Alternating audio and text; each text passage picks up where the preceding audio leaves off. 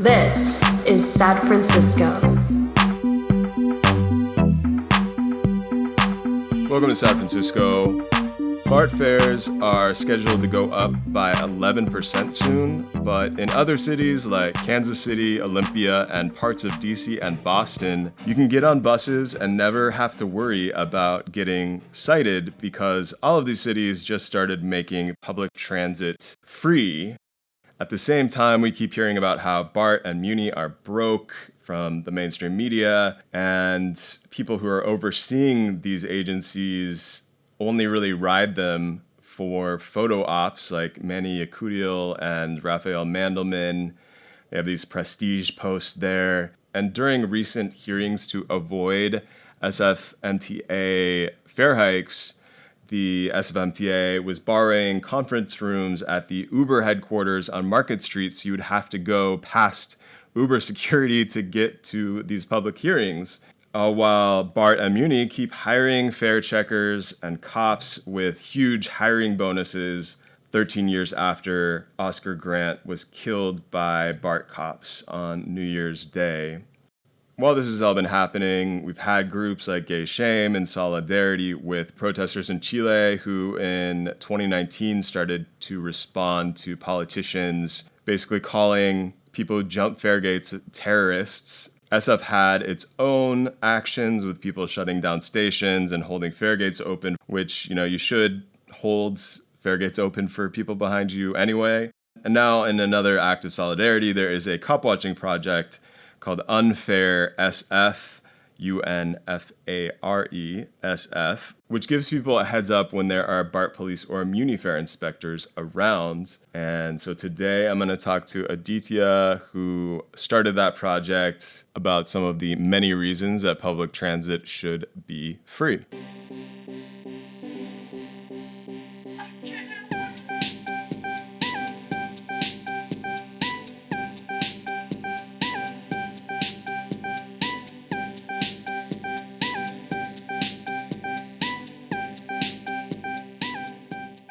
Hi, I'm Aditya. I'm one of the people that runs the Unfare SF accounts on Twitter and Mastodon, and general activist for public transit and less police in our society. Would you want to say anything about how public transportation in particular started to catch your interest?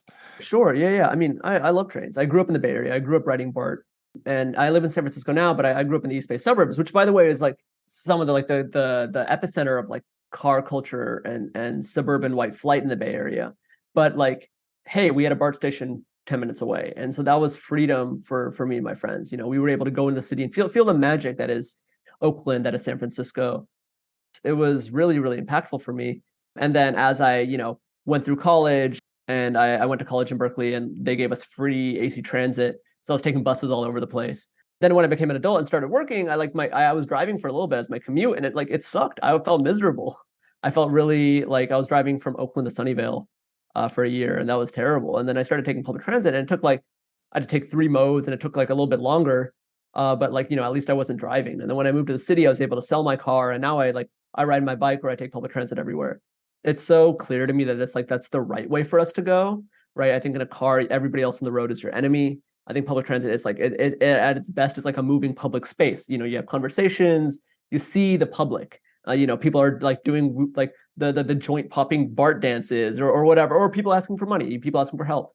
And that's just a function of this moving public space that we find ourselves in. I think that's really, really beautiful. And if you go to Europe or Asia or Latin America, you have well-funded and or New York City, for example, is the one example in the US where we have majority of people taking public transit. It just becomes a part of life. And the Bay Area, we have the skeleton of that in place, right? We have the BART, which goes a lot of places, right? BART plus bike gets me basically anywhere, but we don't necessarily have it all fleshed out yet. And so as we are in this climate crisis in which cars are 30% of California's carbon emissions, which is the largest single category. There's obviously, and rightfully so, a renewed interest in how do we make public transit better? How do we make it work for more people? How do we make it, as good as we know it can be? I think a lot of part is how we fund it. is how, because a budget is a moral document, right? These sort of like debates on, do we do fair enforcement, or like, oh, we can't make public transit free because it'll take away money from underfunded transit services. And then if you like unpack that and you actually look at how much fair enforcement costs versus how much like fair they lose in fare evasion versus like how much money we spend on highways every year is like massively dwarfs the amount we spend on public transit. And so like, as a statement of our priorities, like if fair enforcement is what we're saying we care about, like that's so backwards. And so, in our small way, we're trying to like highlight that. I originally saw you come up on Twitter, and I know that there are similar projects like in New York, for example. But like, first off, for people who have never heard of it, could you describe what Unfair SF is and why does it exist? Yeah. The New York project is what we were inspired by. It's basically just if people see fair enforcement happening on public transit, they'll send us a tip and we'll tweet it out and just amplify it. There have been projects like this in SF in the past, though there's been Instagram accounts and stuff that have sort of petered out. We're trying to distribute the work so it stays sustainable. That we were definitely inspired, and we asked the New York group for permission to use their name and their logo. We just like changed the color because we want to like, give a shout out to them. I think they're the most successful of this type of internet action. Yeah, and the idea behind it is pretty simple, right? People can send in tips on if there are cops of various kinds. As we know, there are, BART cops, there are MUNI cops, there are SFPD cops. There's now in the TL, we have, I guess, the Highway Patrol and the National Guard and Urban Alchemy. There's I've the seen community Homeland Security ambassadors. driving around too. So yeah, there's all types of cops around. The Muni and like BART stations in particular have been the scene of violence, as we know, from the cop side of things. Yeah. I was wondering if you could explain how it works. What is like a typical tip that comes through? I mean, there's a lot like that motivates all this, which is like what you're saying. Like the police, at their best, they're going to ruin somebody's day. At their worst, they will kill somebody. And they BART police have killed people. Like Oscar Grant's the famous example at Fruitvale Station. But there's police violence all the time. Like trains get held up for police activity that's happening more and more frequently. These are like people's commutes, right, that are getting held up. When people give us a tip, it's usually pretty simple. Just saying, hey, we saw fare cops at this street and this street, some bus stop, looking like they're about to board, like, I don't know, let's say the 49 northbound, or looking like they're about to board a BART at this station. We'll either get DMs, mostly on Twitter. Sometimes we get some emails, or we get people just tagging us, and then we'll just retweet, and then we'll copy over onto Mastodon, just because that's the federated platform. Even though there's like less people on it, it's more like person controlled rather than like a big corporation controlling it. Yeah, I recently put up an account on Mastodon, which also gets a lot of the Twitter feeds. Oh You yeah, can access Twitter feeds at the same time. So it can be sort of like a reader of Twitter feeds while you're sharing on Mastodon, which, as you said, is potentially a more secure platform, also not in the hands of Elon Musk. Do you want to say anything about the sort of like administrative waste, the resource suck that yeah, is fare checking? yeah, definitely. I mean, this sort of goes into our attitudes towards public transit in this country, which like it's where car drivers are seen as like default good, like this, it comes from the suburban white flight mentality of the default is cars, but like it's poor people, it's minorities that take public transit. And so we see them over policed in every scenario, and fares being one of them, right? We don't see anywhere near the amount of like focus on toll evasion, which is a huge problem. There's way more toll evaders than there are fare evaders. But we see this huge focus on fare evasion for a number of reasons. It all has to go with like anti-poor sentiment. BART's just approved $90 million on new fare gates, right? In a time where we're slashing service, in a time where there's these fiscal challenges. We're seeing people getting hit with fines that are way bigger than the corresponding fines for toll evasions, people getting put in jail. Newsom just vetoed a bill that would have decriminalized fare evasion. It's over like $2. They want to keep people like going to jail over that. And one of the big stated reasons, like openly stated reasons, is people think poor people are dangerous to them and they want to exclude them.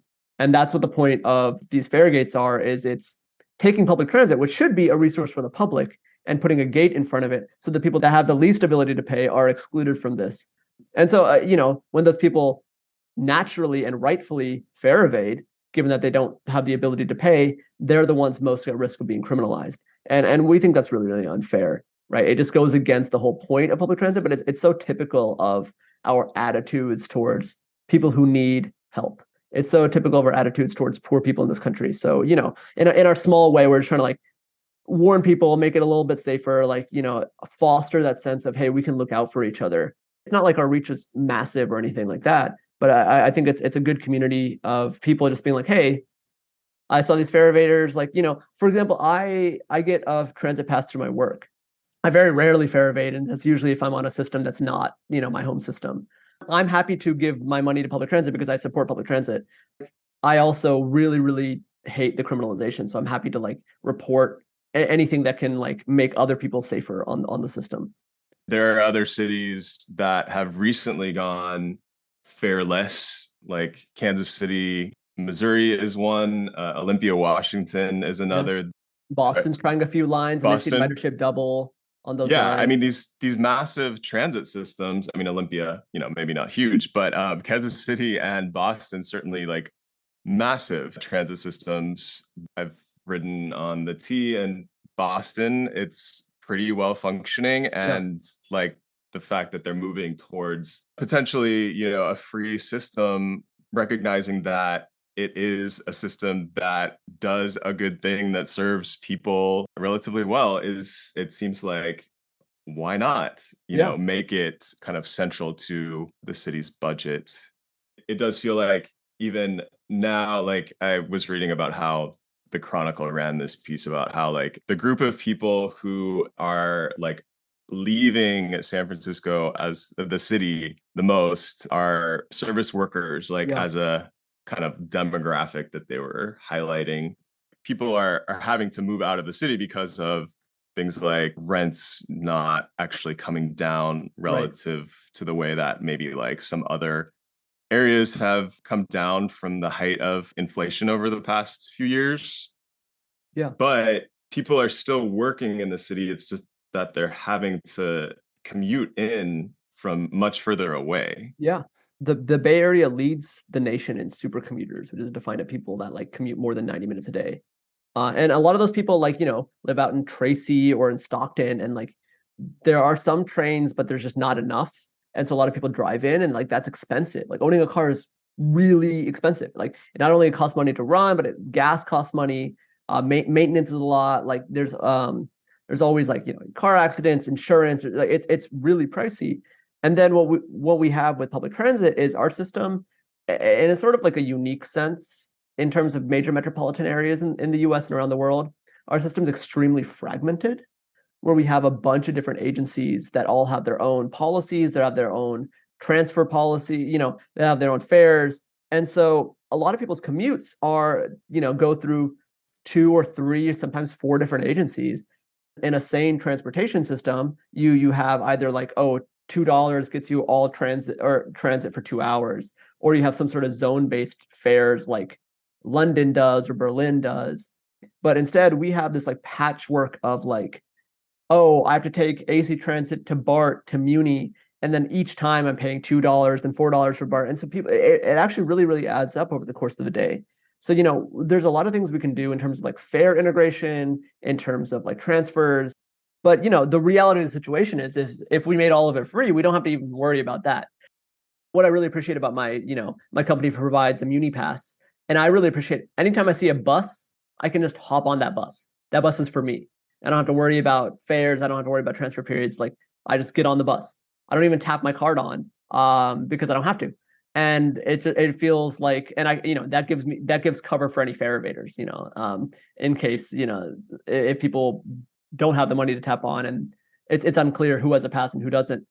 So I'm happy to provide some obfuscation in that sense. But I really appreciate the freedom of just like showing up, getting the next transit, and then just hopping on. And I think that's like something we can really encourage. I think that like that sort of mental barrier to transit, it can go. Muni makes only 16% of its revenue through fares. A lot of it's parking, a lot of it's citations, and a lot of it's city general fund.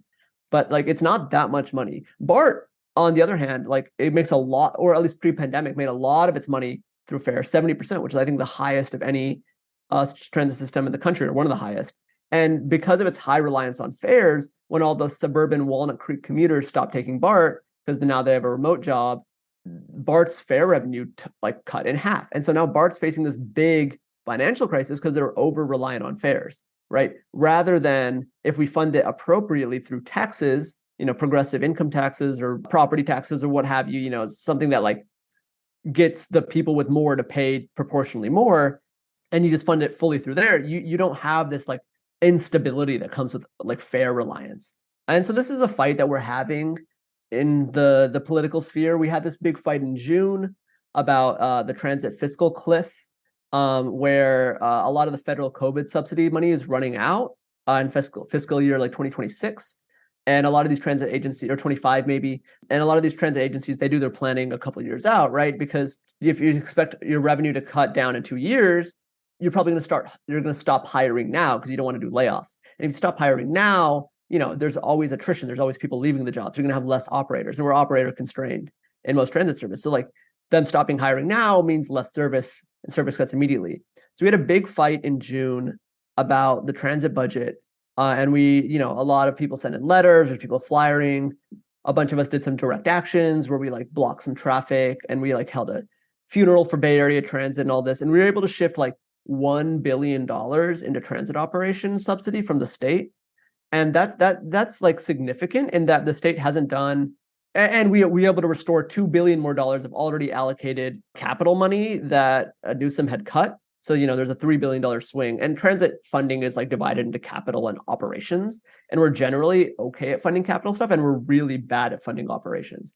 There's sort of this like mentality in US funding spheres that like transit should be like the capital the state can allocate, but it should be able to fund its operations on its own. That's wrong, right? Like what use is building all the track or buying all these buses if you can't run them, if you can't operate them? And so all this federal COVID money is like subsidizing operations. And so we were able to win $1 billion in operational subsidy from the state, which is the first time we've had operational subsidy in the state in decades, right? The last time we had federal operational subsidy was the 80s, and Reagan obviously cut it.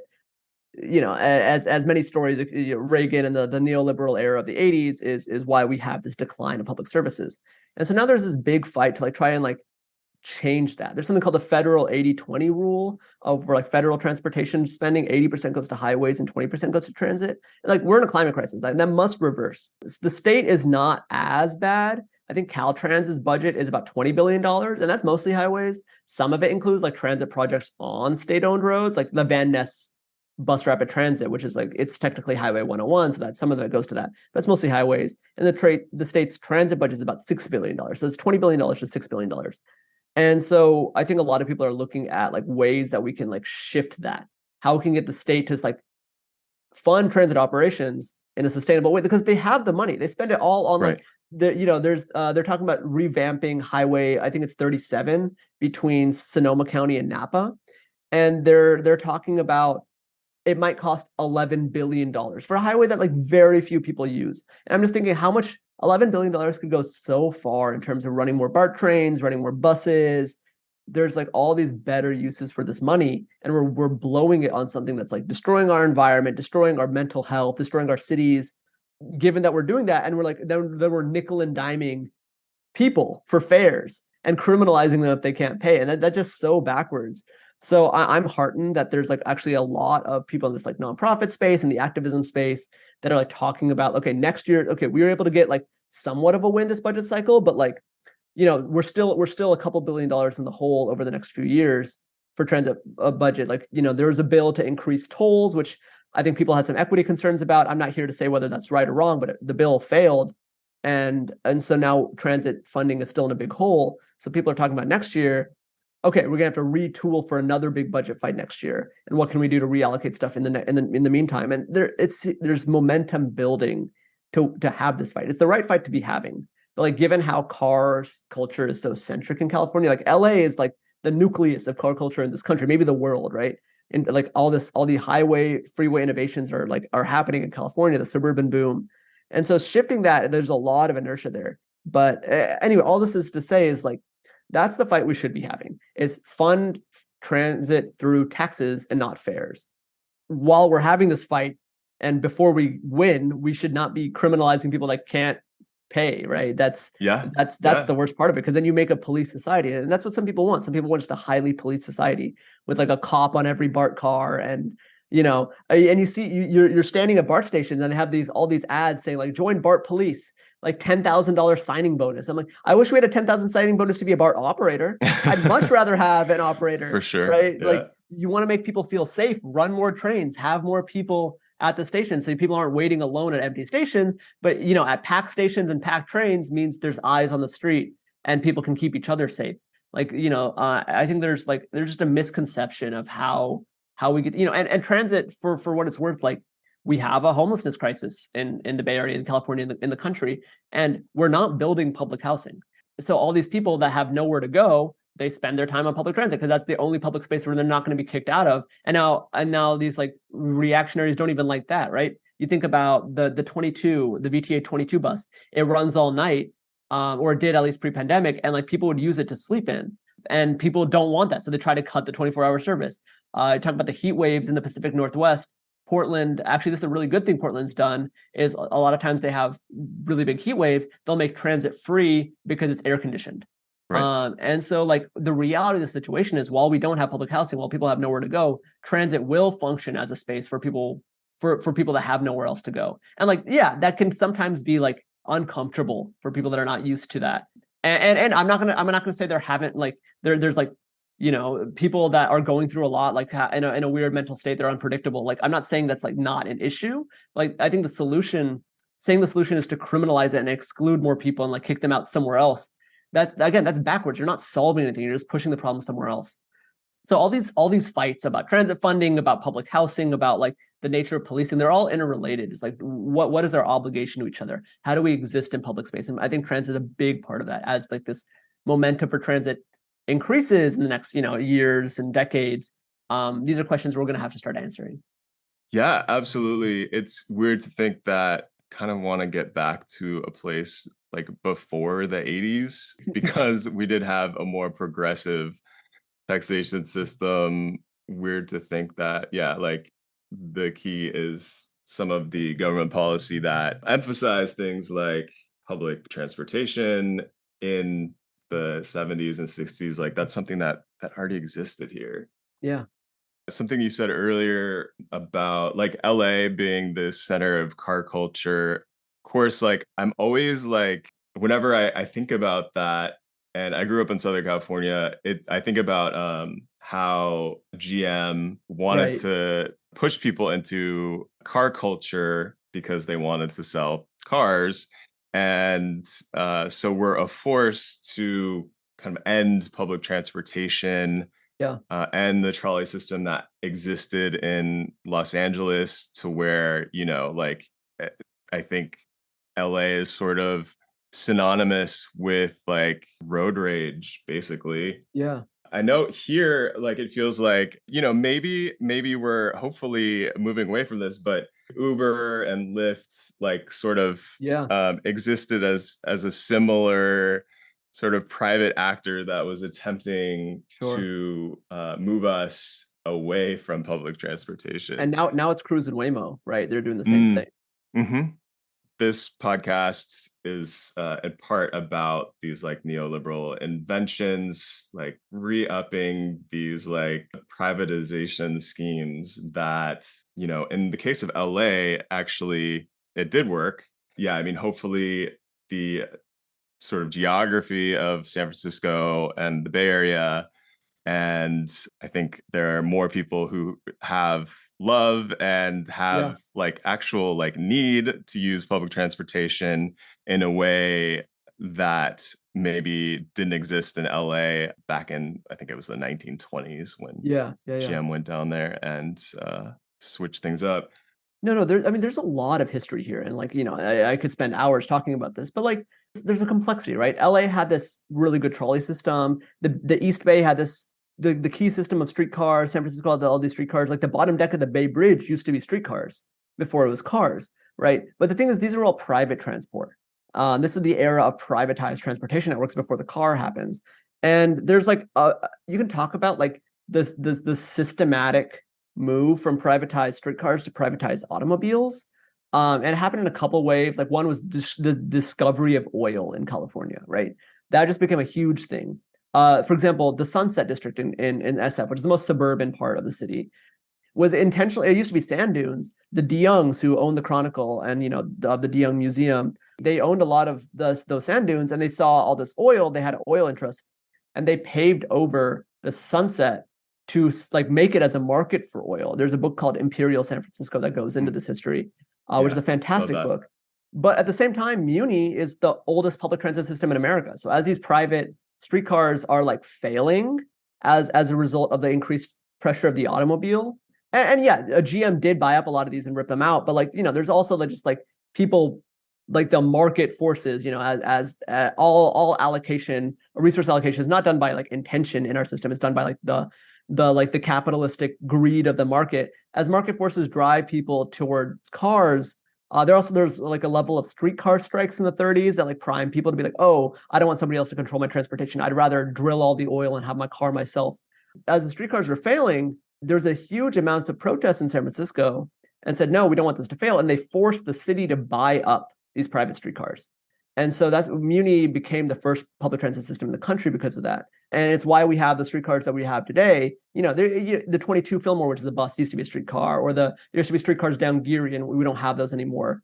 There's actually a really good website called sfstreetcars.co, which my buddy Chris Arvin made, and they do a lot of really cool stuff. And it just talks about where all the streetcars of the SF and the East Bay used to go. And it's kind of sad looking at those. And a lot of those got turned into like well-loved bus lines. But in San Francisco, we still have our trolley buses with the overhead wire, which is great. Then we have like the highway boom in the 50s, right? And there's a great Twitter account. It's a website called Segregation by Design. It talks about how freeways were used to like pave over Black neighborhoods, especially in Oakland. You look at Oakland, like West Oakland is ringed by freeways, 580, 880, 980. And these were all places people lived. Like 980 was completed in the 80s, like decades after most people stopped freeway building. It's like wide as hell. It divides West Oakland from downtown. This is intentional, right? SF doesn't have freeways all the way through it because of the freeway revolts in the 50s, which is it's a cool history. And part of it is because SF is more affluent and whiter, that these were able to like be successful, whereas Oakland was less successful in this. There's anti-freeway sentiment everywhere. SF was allowed to be successful because of its demographic characteristics, but in that it is a good thing. It is a good thing that they're like, if you ever driven on San Jose Avenue, which cuts through between like Bernal Heights and Glen Park, it's the beginning for what was going to be the Mission Freeway, and the freeway revolt stopped it. So now it's just like a 2-lane, it's like a wide freeway level road that like is only a mile long, and it turns into a surface street. And there's a bunch of like stubs like that all over the place where they're trying to build all these big freeways, but they were stopped. And then BART was built in the 70s as a sort of like as one of the first new transit systems after the freeway boom. So BART is a weird experimental case in a lot of ways. Like the New York subway was built pre-car. The Chicago L was built pre-car. But BART and MARTA and the DC Metro, they're all built around the same time, were sort of built with this new suburban mode in mind. So BART actually covers like a lot more ground than most metro, what we call metro systems do. It goes a lot faster, and like sometimes it ends in like suburban parking lots in the middle of nowhere. So like, it still has this like car brain mode, but like I can't imagine a Bay Area without BART, right? It's so functional. The Transbay Tube carries 3 times more people across the Bay than the Bay Bridge does at peak hours. Our system wouldn't function without BART, and so we have this like it's sort of this contradictory history of like there's all this like freeway energy and car energy, and San Francisco, even one of the second densest city in America, like 70% of households own cars. But there's also this like deep love for MUNI. There's this deep love for BART that's like this undercurrent, and we're seeing it rise to the forefront like every time it needs to. That's saying like, hey, no, transit's under attack. We will stand up. We will fight back. We will like push it. And I think that momentum is really, really tangibly building in the last few years, both in direct action, in the advocacy space, and in the legislature. I'm pretty optimistic. And LA, I think LA, like for all its faults, I think LA is doing a really, really good job at planning for the future, building its transit system. It's playing from way behind based on how sprawl it is and like how much of its infrastructure developed around cars. But I think like if you look at LA Metro's website, they have plans going out 30 years, right? They have stuff planned that they're like, hey, this is how we're phasing it. And like, if more money comes in to allocate, then you can move those plans up. And I think that's really, and they have like a regional planning agency that's way more coordinated than our regional planning is in the Bay Area. So I think there's a lot of like really good things happening in LA. I spent time in LA without a car, and it sucked. It wasn't good, but like I was able to get where I needed to go. Like, and luckily I was going places that were not too far off their metro lines. There is a lot of reasons for hope. California high-speed rail will be built one day, inshallah. We'll have this connectivity. And I think it's just like, it's a matter of prioritizing. It's a matter of funding it. It's a matter of getting people to understand that like, you're not going to be in your own little bubble, but that's actually a good thing. You're going to have to spend time with people that are not you, and you're going to spend time with other people. And you're going to at least for me, it's been transformative in spending time, like spending space with other people and just like understanding what the public's about. And if you really want individual transport, like get an e-bike, right? and take up a lot less space. And I think as we move away from the car, like there's going to be all these like different modes that work together. Some friends and I, we whipped up like a bike to transit multimodal routing engine called Bike Hopper. You can see it on bikehopper.org. And it works for the Bay Area only for now, but it's like, it'll let you get from point to point, and it'll tell you like, oh, bike to this BART station, take BART, and then bike from there. And so we see like, you can put your bike on the bus. So like, yeah, even though like California has a lot of this like suburban car culture, a lot of this like incarcerating like attitude, this carceral attitude towards poor people, I'm really heartened by the fact that like just the normal people like don't like aren't don't fuck with that. Like they want to they want public transit to succeed. They want like Bay Area voters and San Francisco voters like generally vote to fund transit. I think it's a matter of like making it easier for people to access, making it connected, making it convenient for people, and like stop putting the car first. That I think we'll get to a point where we can have like fast, reliable, abundant transit that is also fare free, right? All these things can happen, and they should happen. But yeah, I'm looking forward to continuing to fight for that. Fully agree. Yeah. And Unfare SF, again, is a useful tool in the meantime before all public transport in the Bay and beyond is free. It's a really replicable idea. Like people in other cities, obviously, started in New York. So people in other cities should take it and run with it. My penultimate question, super nerdy one, but Yeah. What is your favorite MUNI line? Ooh, that's a tough one. Okay, I'm going to say the 24 de Visadero.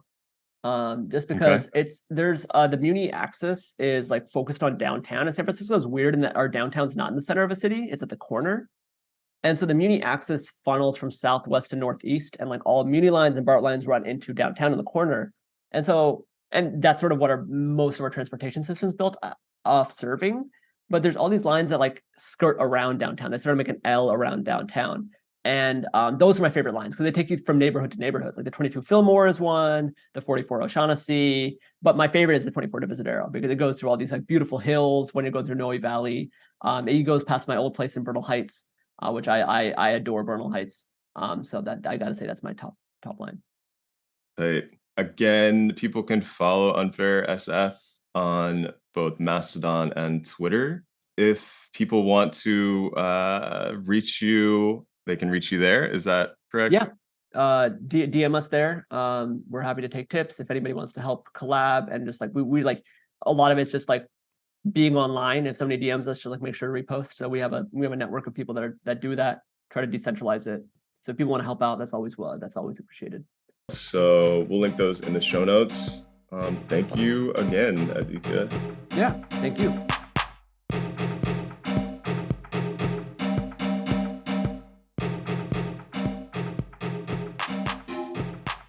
Sad Francisco is produced by Toshio Moronic and Caitlin Wood. If you like the show, please go to patreon.com/sadfrancisco, where you can listen to all of our past episodes and help us out with a donation. See you next time in Sad Francisco.